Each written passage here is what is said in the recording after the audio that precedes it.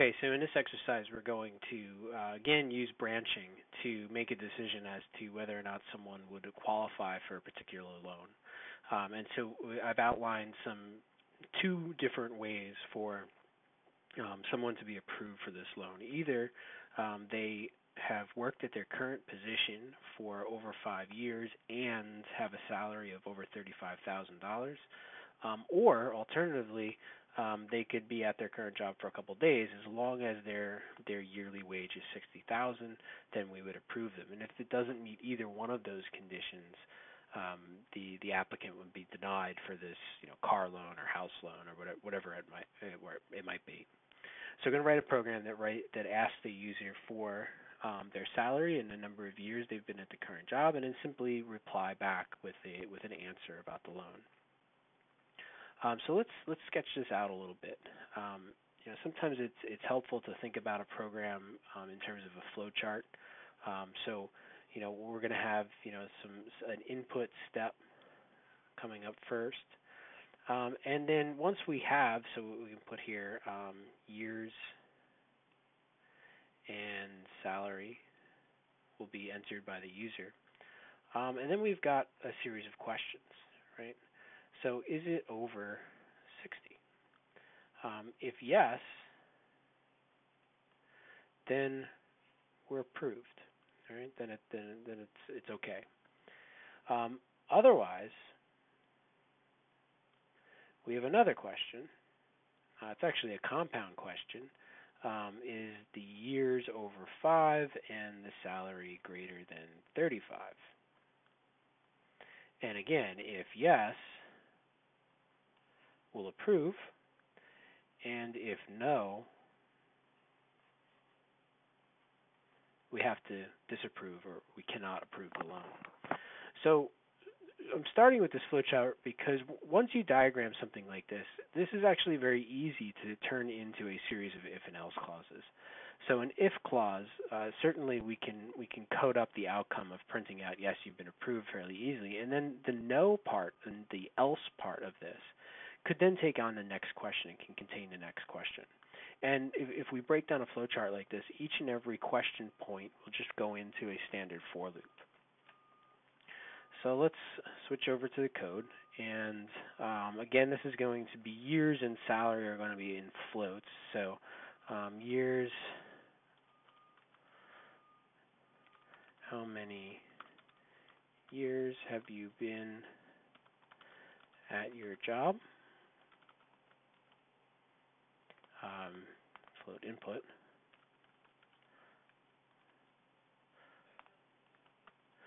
And salary. So float input.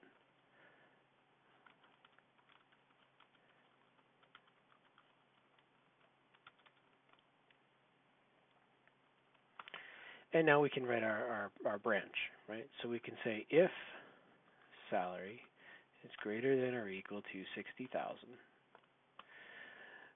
print, congrats, you are approved for your loan.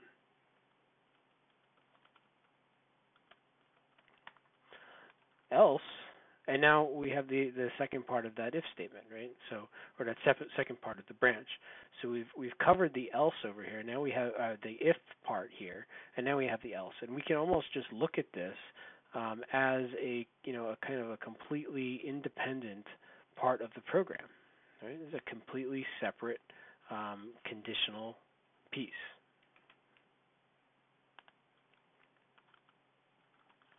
So if salary is greater than or equal to 35,000 and years or year, I think I should call that years. Years is greater than or equal to 5, print congrats, you are approved. And then else, print sorry, you've been declined. Okay, so let's test this, and then I want to kind of come back to the code because this is while this is a fairly straightforward and sort of easy way to kind of hammer out one of these flowcharts, it's probably not the most efficient in terms of the amount of code that we've written. We probably have a little bit more than necessary. In particular, you'll notice we've got some two print statements that are essentially saying the same thing, and they should probably be combined into one. So let's run this, and let's check before we try to optimize anything. Let's just make sure it works. Let's first do the 60,000 option. So let's say the user has worked for 3 years. Their yearly salary is 75,000. Okay, so we're approved for the loan. That's good. If we have worked for 10 years and the salary, and I got a spelling mistake here, the salary is 20,000, we're declined. 10 years is a lot, but the salary is not high enough. If they have been at work for 7 years and it's 40,000, they've been approved. All right, so the logic seems to be okay. So let's correct that spelling mistake.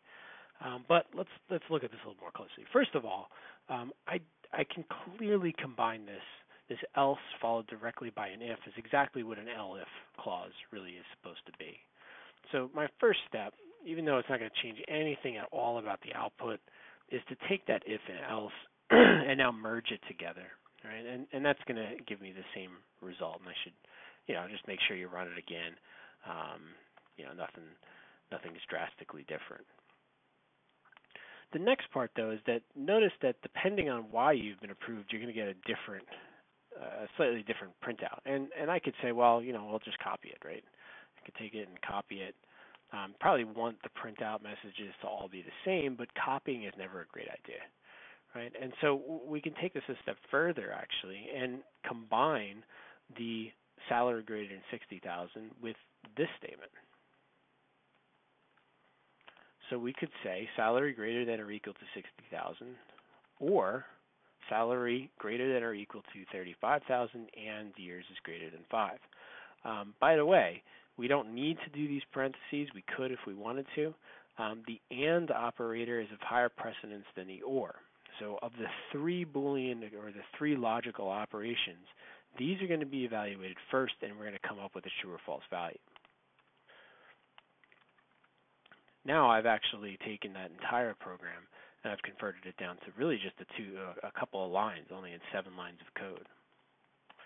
We're still going to get the same answers unless I mess something up here. Been declined for 8 years on the job, but only 15,000. If we've been on a job for 1 year, but we make 90,000, we're approved. And then we're going to get the sweet spot, 55 or 5 years, $50,000, and yes, we're approved. So kind of rewinding a little bit through this, you can kind of see the path that we might take. We might start off with a program that has a lot of different branches here, and then gradually sort